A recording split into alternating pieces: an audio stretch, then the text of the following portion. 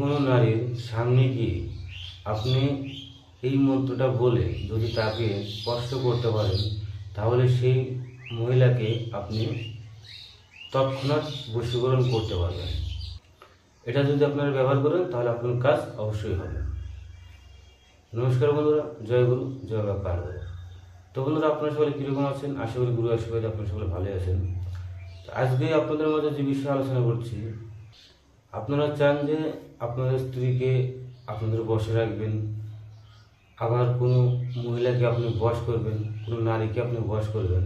যে বিষয়ে বলবো সেটা কিন্তু আপনারা নিজের স্ত্রীর উপরে ব্যবহার করতে পারবেন, কারণ এটা কোনো নারীর উপরে অবৈধভাবে এটা ব্যবহার করবেন না, তাহলে মন্ত্রর পাওয়ার ক্ষমতা কমে যাবে, আপনাদের ক্ষতিও হতে পারে। যে জিনিস যত ভালো হয় সেই জিনিস তত খারাপ হয়। ভালোর জন্য কাজ করবেন, আপনাদের অবশ্যই ভালো হবে। তো এখানটায় যে নিয়মটা আছে এই বশীকরণে, যে আপনাকে না কিছু খাওয়াতে হবে, না কিছু জিনিস তার লাগবে, তো সেটা আপনাকে কি করতে হবে, আপনি মন্ত্র বলে তার গায়ে যে কোনো জায়গায় একটু স্পর্শ করবেন।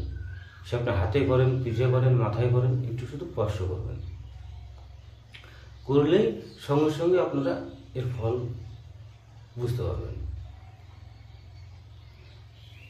যে মন্ত্রটা আমি বলে দেবো সেটা আপনারা যে কোনো একটা তিথি বার দেখে 108 বার বলে জাগিয়ে নেবেন, আর মন্ত্রটাকে সিদ্ধি করে নেবেন। কারণ মন্ত্র আমার সিদ্ধ আছে, কিন্তু যখন আমি ইউটিউবের মাঝে দেব সেই মন্ত্রের পাওয়ারটা কিন্তু একটু কম হবে। সেই জন্য আপনারা এই মন্ত্রটাকে 108 বার যে কোনো দিন দেখে আপনার একমালা জপ করলে সিদ্ধ হয়ে যাবে। আর তাছাড়া যদি আপনারা বশীকরণ করাতে চান তাহলে আমার সঙ্গে যোগাযোগ করতে পারেন। যদি গণনা করতে চান, ভাগ্য গণনা করতে চান, ভূত ভবিষ্যৎ জানতে চান, তার জন্য আমাকে কল করতে পারেন, আমার সঙ্গে যোগাযোগ করতে পারেন। তো আপনারা কী মন্ত্র ব্যবহার করবেন আমি আপনাদের বলছি। মন্ত্র বলার আগে যাকে আপনি বশ করবেন তার নামটা অবশ্যই আগে স্মরণ করবেন। মানে আগে যে মহিলাকে, যে নারীকে আপনি বশ করবেন সেই নারীর নামটা সর্বপ্রথম নিয়ে অমুক কামদেবায় হস্তস্পর্শং কুরু কুরু স্বাহা।